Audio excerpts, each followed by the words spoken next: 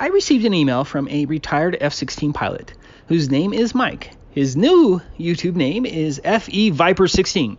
A good name, so watch for him in the comments. I spoke to Mike on the phone today, but he wishes to remain anonymous, and I will certainly honor that. Again, if you are a professional and would like to talk to me about the unique perspective of the flat earth related to your expertise, please email me at tabooconspiracy@gmail.com. I will always keep your information confidential if that is what you want. I do hope this information will lead to more flat earth investigations because these radar systems and the aircraft using them are fascinating, and the flat earth evidences they introduce are indisputable.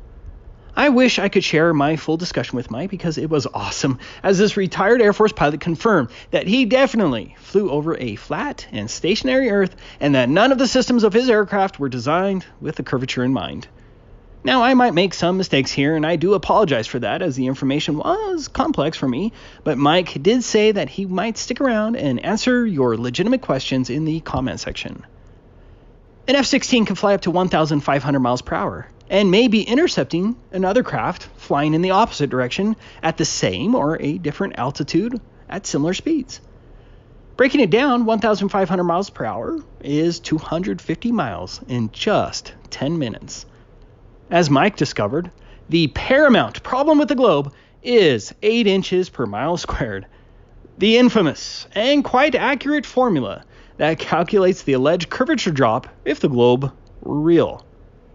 That easy to understand formula absolutely destroys the globe because no one has seen or accounts for that insane amount of curvature drop ever.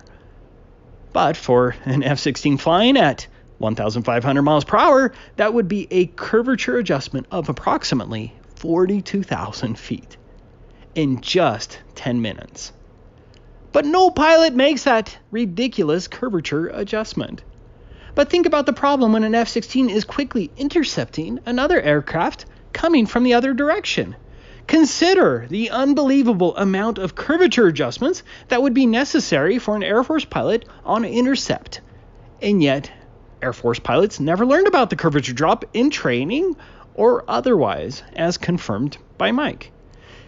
What's also fascinating is the fact that Air Force pilots learn and experience it daily that when a distant aircraft is at the horizon, it is at the same altitude. If the distant aircraft is above the horizon, then the pilot knows the aircraft is higher. And if the distant aircraft is below the horizon, then the aircraft is at a lower altitude. I think this photograph shows what I'm talking about. You can see which balloons are higher and lower based on the horizon line. There's more proof that the horizon does indeed rise with eye level, which is an absolute impossibility under the globe. But getting back to the non-existent curvature adjustments, the globe propagandists would probably answer that the aircraft automatically adjusts because of some magical force of gravity, automatically pulling the nose down of the aircraft to strangely maintain equal altitude, or that the varying air pressure densities keep the aircraft at the same altitude. I've heard both of these silly explanations, but that brings us to Mike's information. This is with respect to the AN/APG-68 long-range radar system. It has a range up to 184 miles. Here's a picture of what the operation screen looks like in the cockpit of an F-16. This will make more sense in a little bit. Essentially, as an F-16 pilot, Mike would fly with a wingman or maybe 3 other F-16s in formation.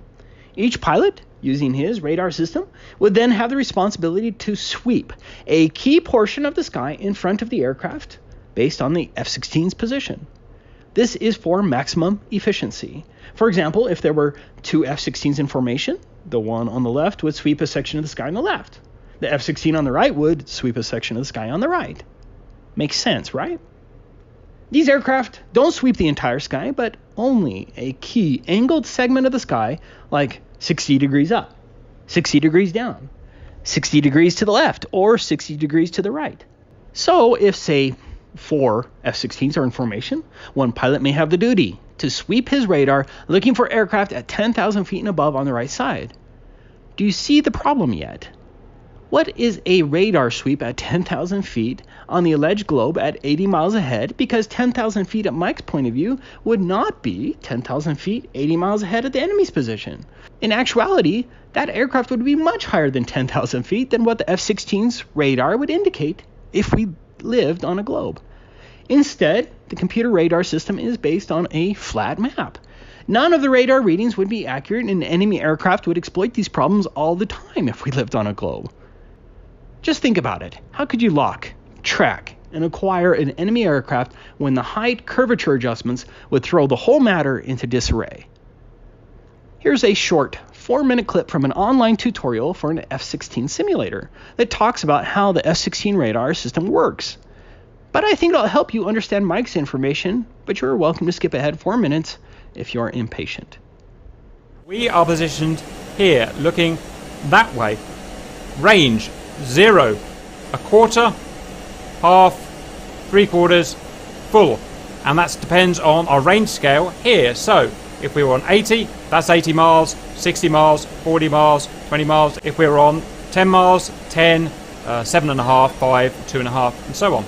So currently azimuth is 6. This is the width of the slice of cake, the width of the scan zone. That means 60 degrees to the left, 60 degrees to the right. If we now go to A3, it's now 30 degrees to the left, 30 degrees to the right, total 60 degrees. The limits are shown by that line there and that line there. Now if I were to move my cursor off the edge, you can see it follows where I go to the max limits of the radar. The bump stops, they're called, 60 here, 60 degrees there. If we want to go again, we can go to 10 degrees, 20 degrees total. And you can see we can move left and we can move right all the way to the bump stops. Let's put it back on 60. At this point you might think, well, why would you not always have it on full width? Well, the reason is because of the refresh rate with the B sweep. That is the B sweep at the bottom there, going right and left and right and left. Remember, every time it hits the bump stop, it goes down a notch.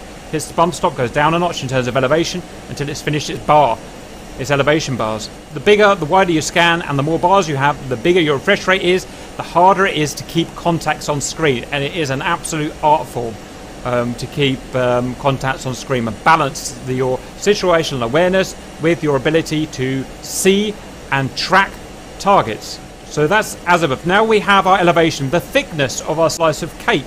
How many bars do we want it? Remember, each bar is about, it depends on different radars. They're usually about 3 to 5 degrees. We've got 4 bars at the moment, so that means 4 bounces between bump stops, 4 B sweeps before it resets. We can have 1, we can have 2.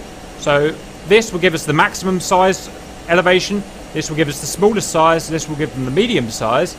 But the bigger the size is, the lower the refresh rate, the harder it is going to be to lock, track, acquire, and keep a track of these targets. Okay, M3 doesn't do anything at the moment. So next we've got our carrots. We've got our azimuth carrot, or our B sweep. That's this guy here. That is where the antenna is pointing. 60 degrees left, 60 degrees right is where the bump stops are. This is our elevation, so that you can see it will go down in 4 bars, then back up to the top. And this radar can handle 60 degrees left, 60 degrees right, 60 degrees up, 60 degrees down. So this is 0 degrees azimuth, this is 0 degrees elevation. That is up there somewhere, 60 degrees up, 60 degrees down. If we want to change our Altair elevation, then I'm going to press the button and we can move it up here like that. And down, want to move it down, whoops, wrong button, we can move it down there like that. Look how, if I aim it down, these contacts disappear. These contacts have disappeared. They're now fading. And that's because my slice of cake is aimed too far down and it's below them. If I want to regain them, because I know they're roughly co-altitude, then I move to the middle and we'll start picking them up after a couple of sweeps. Okay. Now, I know what you're thinking. I can know what angle this elevation is set to, but in real terms, what actual altitude is that set to? And that's where these 2 numbers here, you'll be using these 2 all the time.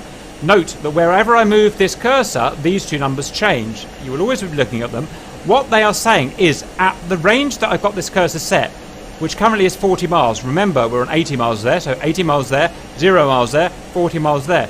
At 40 miles, if I drew a plumb line, that is a vertical up to down line, through our slice of cake, our scan zone, at 40 miles distant from me, it would intersect, that plumb line would intercept the top of the scan zone at 54,000 feet ASL, and at the bottom, minus 5,000 feet ASL theoretical.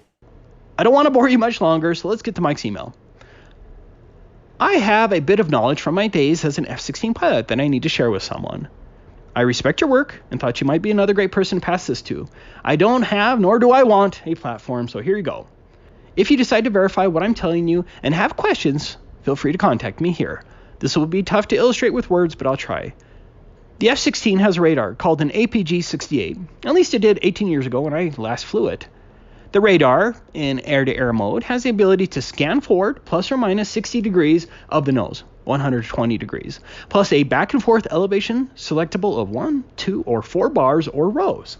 In other words, in one bar, it simply sweeps level relative to the aircraft bank back and forth at the same elevation. In 2 bar, it sweeps all the way, then drops a certain amount to sweep back, thereby doubling the volume of airspace searched. In 4 bar, it does the twice, doubling it again. Think of the radar beam as pointing a flashlight. The elevation of the sweeps are pilot controllable. The pilot can tell what the elevation of the sweeps are in the display. At the cursor position, the top and bottom altitudes of coverage are displayed at the range of the cursor, and this altitude is controllable with the L strobe, a little wheel on the throttle. We use this because if my search responsibility is 10,000 feet and above, I can roll up and cover my area more efficiently. I know this is probably clear as mud, but bear with me. Obviously, you can determine the width of the sweeps at various ranges of your search. In other words, the distance between the sides of your scope. If I run the cursor out to 80 miles, isosceles triangle math gives you 138 miles from side to side. Curvature math gives you a hump on my nose of 12,700 feet. In other words, if I roll up to search 10,000 and above and set that in the center of the scope, I'd be 22,700 feet and above on the sides of my scope, right? Well, not in practice. If I run my cursor out to any distance, the display shows the same on the left side, middle, and right. So my conclusion is the engineers are going to get fighter pilots shot down because they didn't take into account the curvature of the Earth, bastards, or the Earth is flat. That's it. That's Mike's email. I hope that was semi-understandable. The globe simply doesn't exist in reality, and now we have a retired F-16 pilot who confirms the same. Hope you enjoyed the video. Love to all.